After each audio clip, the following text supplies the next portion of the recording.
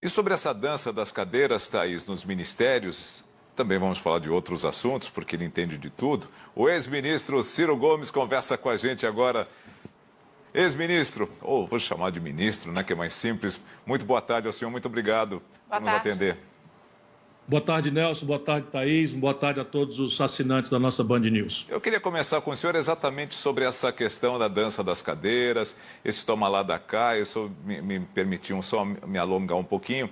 O ex-presidente Michel Temer falou ao Canal Livre aqui do Grupo Bandeirantes nesse final de semana, dizendo que isso não é um toma lá da cá. Isso é uma questão política mesmo, isso é um acordo político, faz parte exatamente você trazer gente que podem te ajudar, que podem te apoiar. Realmente é isso ou é um toma lá da cá? Olha, sem nenhuma dúvida é um toma lá da cá, mas vamos ser sérios, não é? Um país que tem 36 partidos políticos registrados, 32 partidos dos quais com acesso a alguma posição no parlamento em qualquer nível de hierarquia, 26 partidos representados no Congresso Nacional, necessariamente precisa que o povo entenda que o presidente da República, para formar a maioria, tem que buscar entendimentos, negociações. Isso é absolutamente normal e legítimo. Porém, não é isto que está acontecendo no Brasil, e não é com o Bolsonaro. Vamos lembrar que o desastre que está acontecendo, do meu ponto de vista, no Brasil, que é o Bolsonaro, do ponto de vista econômico, do ponto de vista social, do ponto de vista da corrupção trazida ao centro das decisões da República Brasileira, começa lá atrás. Não é? O povo brasileiro deu 70% de votos ao Bolsonaro em São Paulo, por exemplo, porque o Lula produziu esse mesmo modelo de governança econômica e esse mesmo modelo de governança política e desastrou o país por si e pelos seus prepostos, no caso a Dilma, que ele quer que a população brasileira esqueça que ele produziu, explorando a boa-fé do nosso povo. O que está errado? Está errado é que o Bolsonaro, ao constituir a sua liderança para ganhar as eleições, denunciou isto, particularizando nestas pessoas, nessas organizações, nessas práticas, a sua central razão de ascender politicamente à presidência da República. Ou não é verdade o que eu estou dizendo? Bolsonaro se elege denunciando a roubalheira, denunciando a corrupção do PT, denunciando quem estava promovendo e com toda a razão. Eu me lembro bastante bem que, para esconjurar o golpe que eu achava que estava em marcha contra a Dilma, embora ela produzisse um governo desastrado, na minha opinião, ela não tinha cometido crime de responsabilidade. Foi a Brasília negociar, e uma das pessoas a quem eu procurei foi o Ciro Nogueira, de quem eu sou amigo, fui colega deputado, e tinha ministro. Deixa eu dizer para o povo brasileiro, o PP do Ciro Nogueira tinha ministro. O Ciro Nogueira, agora, ano passado, quer dizer, 2 anos atrás, em 2018, fez campanha com o Lula. Não foi comigo, fez campanha com o Lula no Piauí, junto com o PT e com o Lula. E agora está do outro lado. Então, essa primeira grave contradição é fundadora da mentira com que o Bolsonaro chega à presidência da República.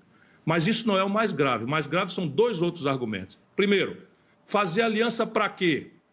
Vamos reformar o país? Vamos consertar o salário mínimo, que tem o pior poder de compra vis-à-vis a inflação, que voltou pesado nas costas da família brasileira. Alianças são legítimas, são normais. Vamos mudar o sistema de impostos no Brasil, que é o mais perverso, injusto, ineficiente, só cobra imposto de pobre, não cobra imposto dos super ricos, etc. A aliança é necessária. Bolsonaro não está fazendo aliança para nenhuma reforma do país. Está fazendo aliança para se perpetuar no poder e tentar impedir o impeachment e as punições derivadas de uma CPI que já evidenciou para o povo brasileiro que ele é um governo corrupto, que roubou na vacina, numa tragédia que matou quase mais de 500 mil de brasileiros. Segundo, qual é a linguagem desse entendimento? Participação no governo, que é isso que o Michel Temer provavelmente quis dizer por cima da mesa. Então, um deputado, um senador participar do governo, levar emendas para sua terra, desde que sejam emendas individuais, isso é do parlamento do mundo inteiro. Não é o caso do Brasil. Essa aliança é para levar a roubalheira ao centro do modelo de poder brasileiro.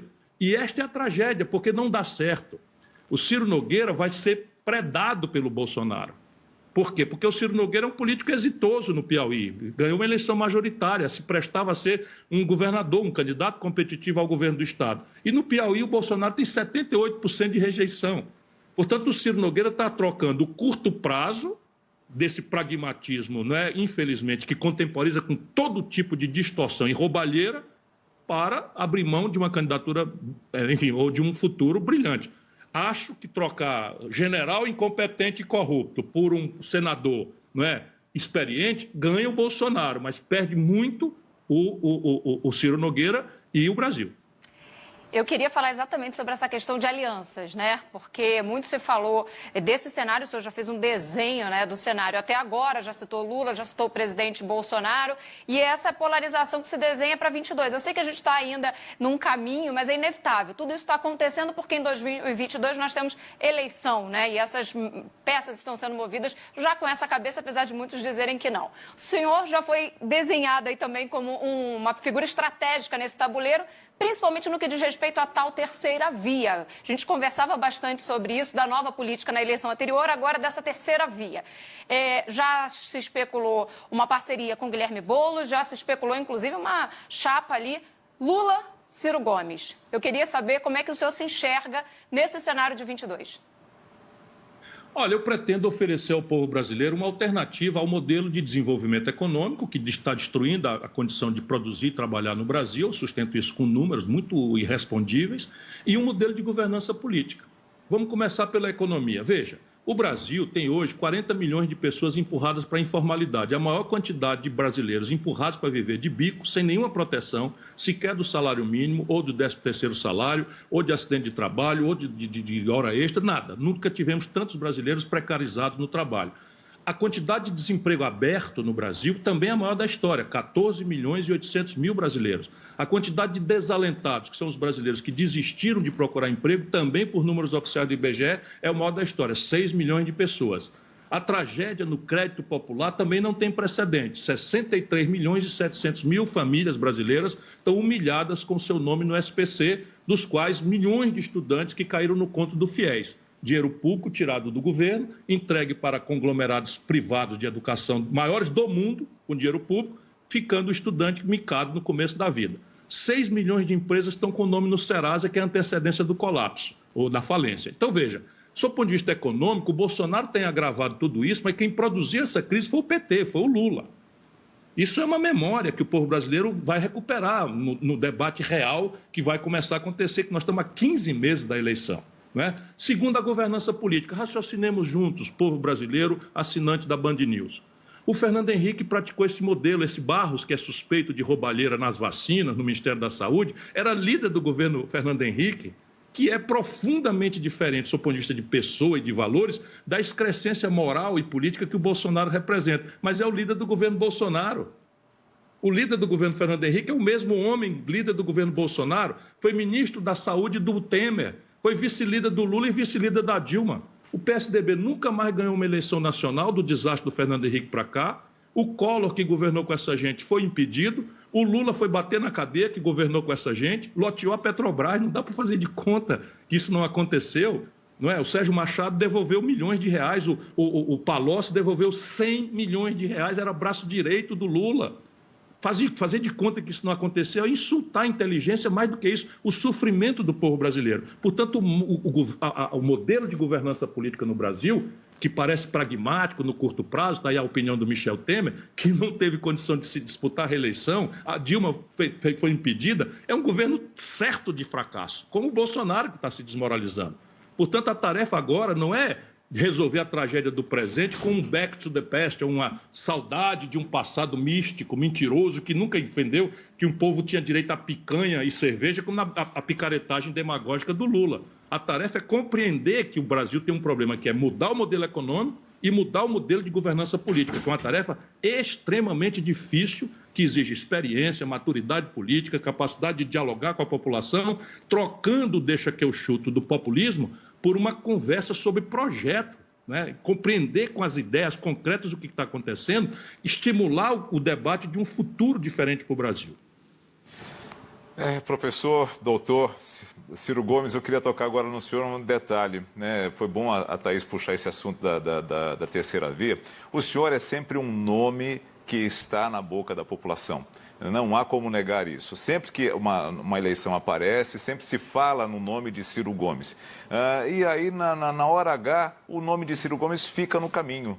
O que leva as pessoas a não levar o senhor para um segundo turno, a levar o senhor a uma vitória? Seria a forma como o senhor se expressa? Algumas pessoas acham que são retóricas.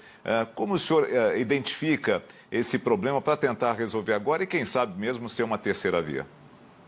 Olha, eu sou um penetra nesse jogo de brancos e de elite poderosa e endinheirada, não é, que replica o mesmo modelo.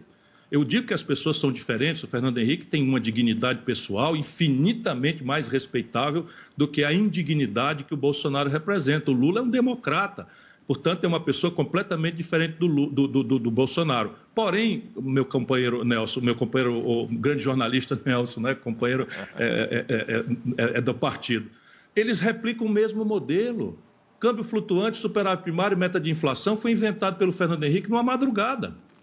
E isso representa uma coisa em que 1% dos brasileiros tem 50% do PIB. 50% da riqueza do país estão nas mãos de 1% dos brasileiros. 5 pessoas, os dedos de uma mão, são hoje proprietárias de o que possuem 100 milhões de brasileiros mais pobres. E eles são os donos do poder real no Brasil. Eles financiam as campanhas. Eles controlam o eixo editorial da grande mídia comercial brasileira. A Bandeirantes talvez seja o único órgão comercial da imprensa brasileira que me deixa falar. É o único órgão da imprensa comercial brasileira que me deixa falar. Percebe? E isso é normal, eu não estou me queixando. Por quê? Porque eu também represento uma mudança.